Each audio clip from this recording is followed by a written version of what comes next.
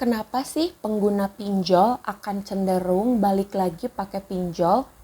Ini jawabannya, tapi tentu aja jawaban ini jawaban menurut aku, karena jawaban ini aku ambil berdasarkan pengalaman pribadi aku sendiri.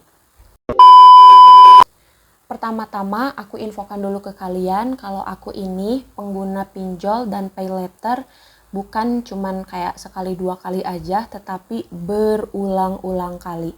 Mungkin nanti aku akan bahas di video terpisah. Dan mungkin aku akan bahas juga bagaimana aku melanjutkan kehidupan aku setelah melunasi seluruh hutang pinjol aku.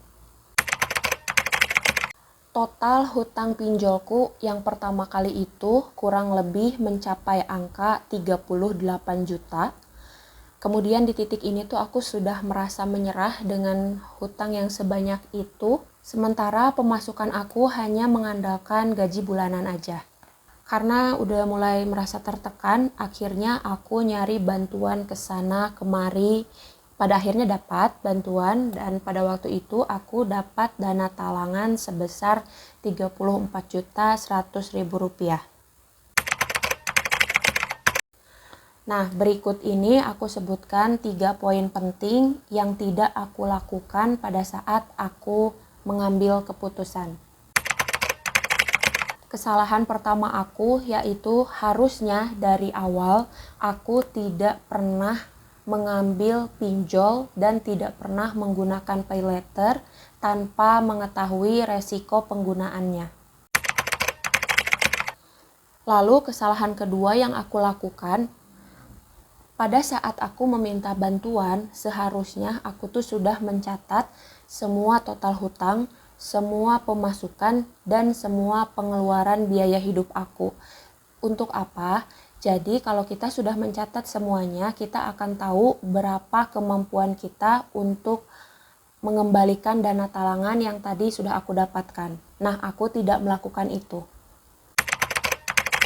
Kesalahan ketiga dan menurut aku ini yang paling fatal, yaitu aku tidak melakukan penyesuaian diri terhadap situasi yang sudah berubah karena aku melakukan pinjaman online. Seperti misalnya gaya hidup aku tidak berubah, aku itu tipe yang gengsian, kemudian aku selalu haus akan pengakuan dari keluarga dan lingkungan sekitar aku gitu ya.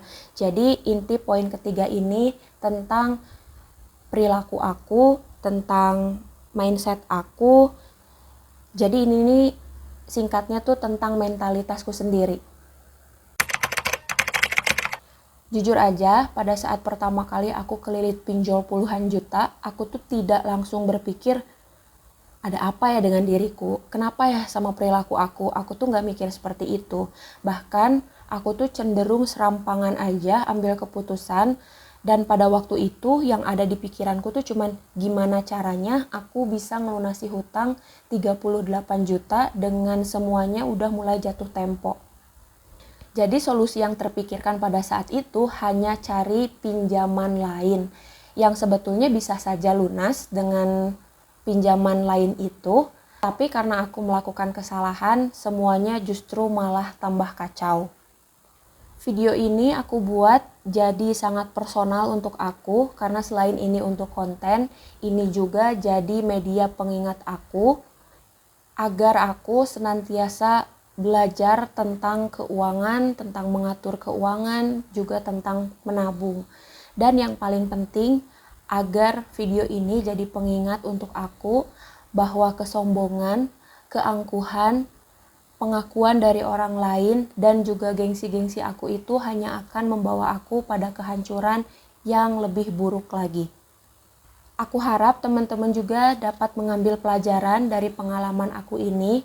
Mungkin aku beruntung karena aku dibantu dengan orang yang tepat gitu. Jadi aku tidak gali lubang, tutup lubang terlalu jauh gitu. Kebodohan-kebodohan combo aku di awal itu sangat berpengaruh pada kehidupan aku sampai detik ini dan beberapa tahun ke depan, karena kebodohan aku itu tuh dampaknya sangat panjang dan sangat sulit untuk diselesaikan.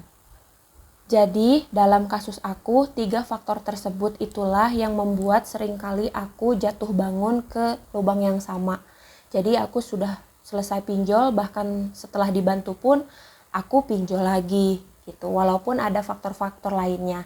Aku bakal sharing juga ke kalian di video berikutnya gimana bisa sih aku kejerat pinjol setelah 38 juta, aku kejerat lagi pinjol berikutnya, dan berikutnya. Tonton terus aja video aku. Kalau misalkan ada kekurangan atau ada yang ingin kalian diskusikan, langsung aja drop di kolom komentar seperti biasa. Terima kasih sudah menonton, jangan lupa subscribe.